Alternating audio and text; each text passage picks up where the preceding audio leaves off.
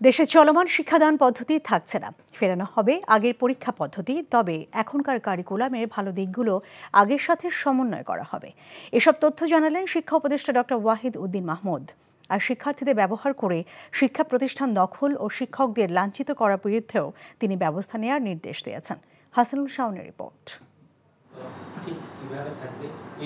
দেশের শিক্ষা খাতে চলমান নানা ঘটনা এবং শিক্ষা কারিকুলাম প্রসঙ্গে নিজ বাসভবনে কথা বলেন ডক্টর ওয়াহিদ উদ্দিন মাহমুদ। অন্তর্বর্তীকালীন সরকারের এই শিক্ষা উপদেষ্টা জানান, চলমান শিক্ষাক্রম এদেশের জন্য উপযোগী নয় এবং এখন বাস্তবায়নও সম্ভব না।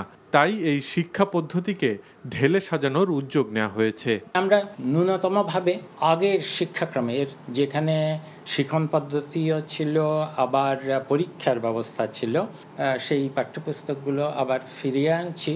আগামী বছরও সারা বছর ধরে আমরা কিছু পরিপত্র জারি করে কিছুটা যেই দুর্বলতাগুলো আগের শিক্ষাক্রমে আছে সেগুলোকে সংশোধন করার চেষ্টা করব।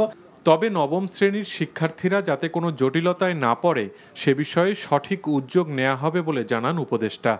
অসুবিধা তাদের হবে না। বছর যখন যাবে তখন আমরা প্রয়োজনীয়ভাবে দশম শ্রেণীর যেই কারিকুলাম সেটাকে একটু শিথিল করব আর একটু সহজতর করব। গত 15 বছর বই ছাপানোর সিন্ডিকেট সীমাহীন দুর্নীতি করেছে অভিযোগ করে শিক্ষা উপদেষ্টা বলেন, আগামী বছরের শুরুতেই শিক্ষার্থীরা ভালো মানের নতুন বই পাবেন। দেশের অনেক শিক্ষা প্রতিষ্ঠানে শিক্ষকদের লাঞ্ছিত করার ঘটনা অনাকাঙ্ক্ষিত বলে মন্তব্য করেন তিনি।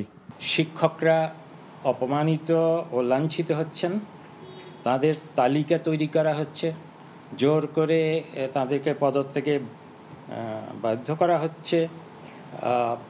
এমনকি অনেক ক্ষেত্রে শিক্ষকরা ব্যক্তিগত স্বার্থে ছাত্রদেরকে ব্যবহার করছেন, যেটা খুবই দুঃখজনক।